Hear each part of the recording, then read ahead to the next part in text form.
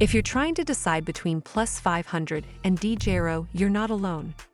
Both platforms are popular in Europe and beyond, but they're designed for very different types of traders and investors. Let's break down what each one offers, their strengths, and where they might fall short, so you can figure out which is the right fit for you. First up, let's talk about Plus500.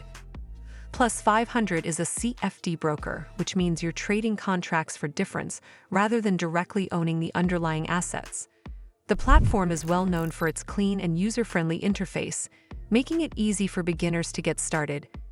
With Plus500, you can trade a wide range of markets, including forex, indices, commodities, ETFs, shares, and cryptocurrencies, all through CFDs.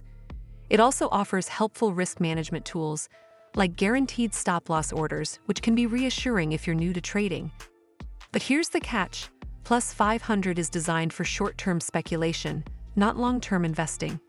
Since you don't actually own the assets, you won't collect dividends, voting rights, or the benefits of building a traditional portfolio. The platform also lacks advanced research tools and in-depth educational resources.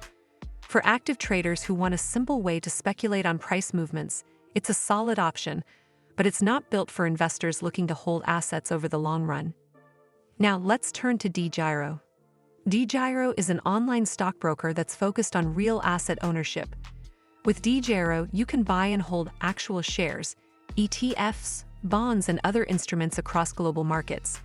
It's particularly popular for its low-cost structure, with some of the most competitive fees in Europe.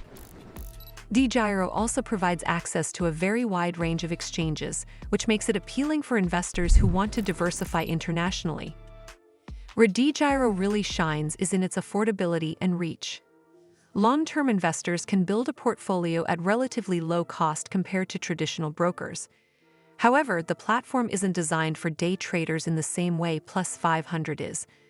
You won't find features like guaranteed stop-loss orders or simplified interfaces for rapid-fire trading. The research and educational tools are also fairly basic, so it's better suited to investors who already know what they're looking for.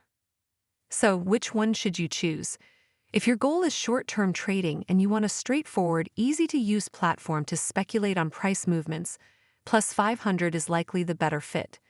But if you're focused on long-term investing, want to actually own your shares in ETFs, and are looking for a low-cost way to build wealth over time, DEGIRO is the platform that makes more sense.